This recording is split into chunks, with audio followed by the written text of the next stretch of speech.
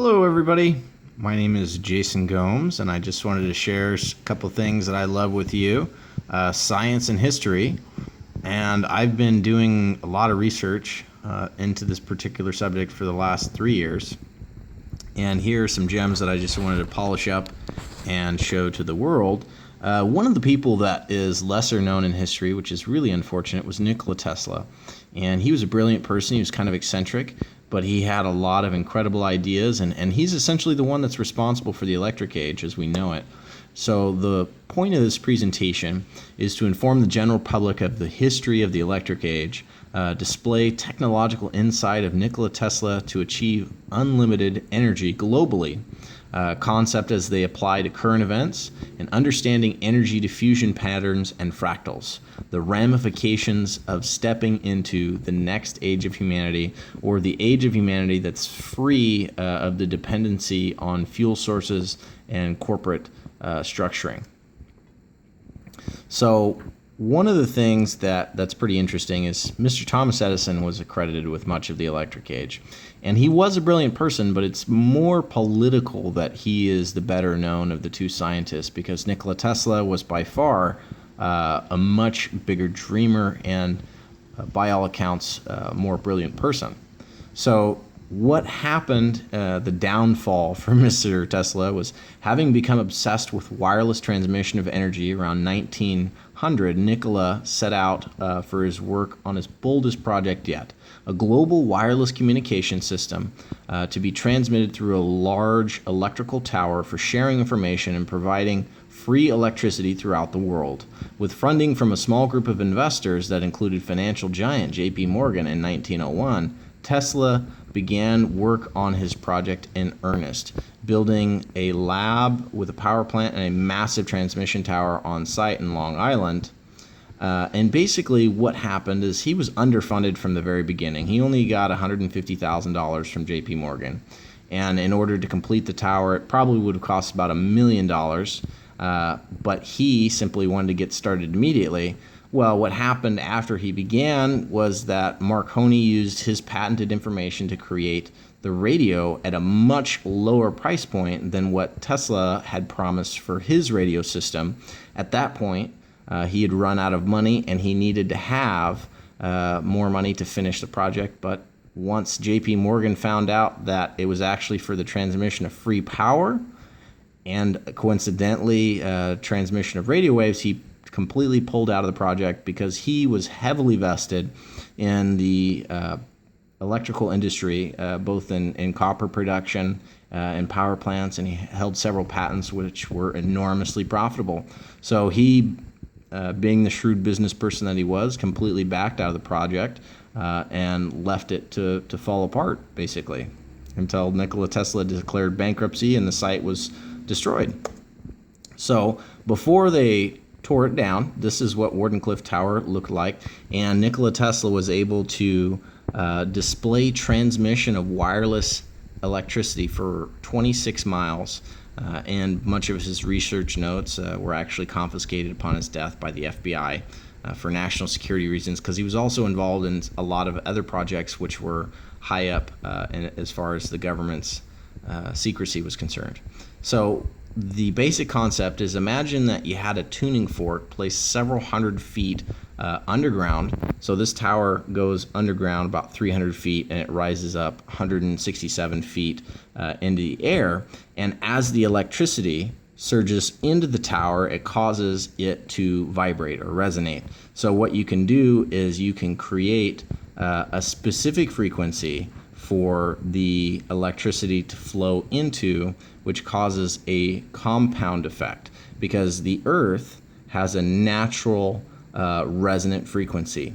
So when you use the tower to match with the natural resonant frequency of the planet, you get like compound interest. And the reason why that happens is because, like I said, the Earth has a natural fundamental frequency, and that's the Schumann resonance, and it's been measured by various people, but it's measurable.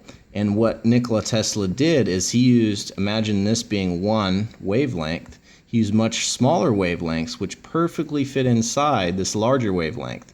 So as this is naturally perpetuating itself through the planet, it carries inside of it all of the electricity, which he was measuring to fit exactly inside of it. So it was being perpetuated. So there was zero resistance within the frequency as it was going through the planet. And it's a known fact that everything in the entire universe resonates, from atoms to galaxies. Everything has a frequency that it basically is constantly emitting. So how this applies to us. Now, this is a vortex coil pioneered by the vortex mathematics of Marco Rodin. You're able to create coils that their magnetic field is actually operating at the highest point of efficiency, which it happens to create a vortex. Like if you imagine draining water out of a bathtub, as the water reaches the highest point of efficiency, it creates a vortex. Same thing happens in these coils. So they connect with the smallest potential movement of the magnetic field, meaning that you can have very, very small pulsations within the magnetic field of the Earth, and these coils would be able to pick it up quite easily. In fact, they naturally resonate with the Earth itself anyways. So this coil could be buried underneath the house, and you could have a Tesla battery system, which is a scalable battery system. They make 3,000, 10,000. They say they can even do 100,000 kilowatt batteries. So anything connected to one of these coil systems would be essentially drip fed electricity. So you could use this in cars and trains and planes and automobiles to completely and totally eliminate the cost of fuel from operation and dramatically reduce wear and tear, so we could build better machines that last longer, that don't need any fuel. And I think that that sounds like a pretty good idea considering our current state of affairs. So this sounds a little fantastic and futuristic, but I'm not sure that it is. We are quite used to resonance. We use it in wireless phones, and radios function on resonance in the air instead of the ground. So you just have to use your imagination. Imagine tuning forks. When one is struck, the other tuning fork begins to vibrate as well. The same thing occurs between the towers using the Earth as a medium.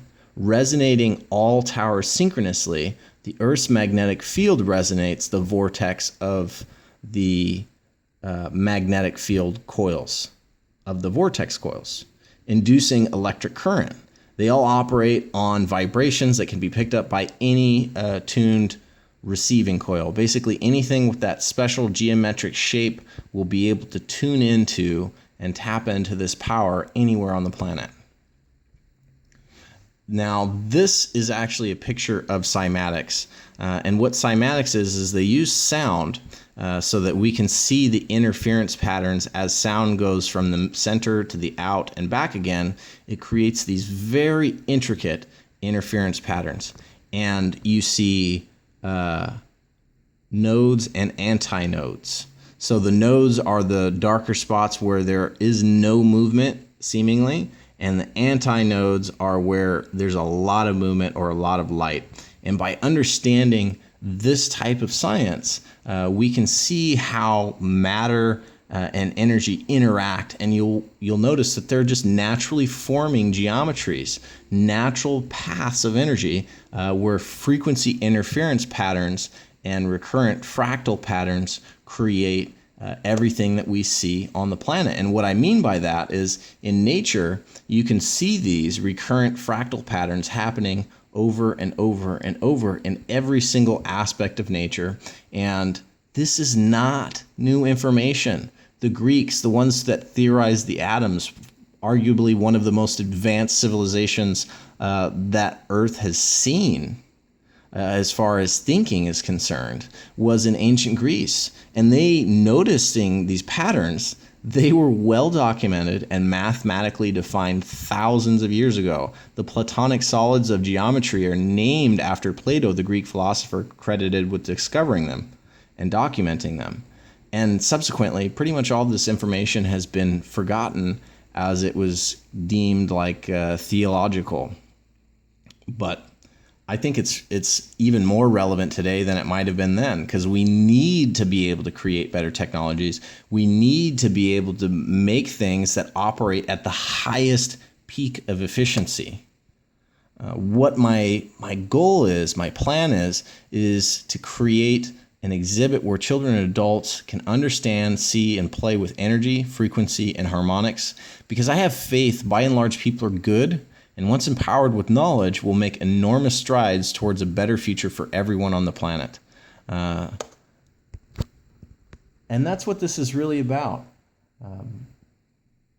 Because I don't take responsibility for this information's discovery. I've just rediscovered it. And I only take responsibility for sharing it, because I think that's what everybody needs to do. We need to cooperate and collaborate so that we can take advantage of the best solutions possible, because this is possible. Imagine a world, no fuel. You don't have to put gas in your car. You don't have to pay so that you don't freeze to death in the winter. You don't have to pay so you don't cook in the summer. You don't have to pay for most things. Imagine agriculture redefined, saving farmers tens of thousands of dollars a year so that they can provide high quality food, so that they can provide better jobs. Imagine the entire world being able to actively respond to suffering as it takes place. Because if we start using this technology, if we start really utilizing our own technology and our own science that created it, and we start taking responsibility for it, that's an exciting world to live in. That's an exciting time to exist. And I really am looking forward to it, because I know as soon as this information becomes public knowledge, the possibilities will start expanding in people's minds, and people will want to see this happen. And then it will happen, because that's the reality, guys.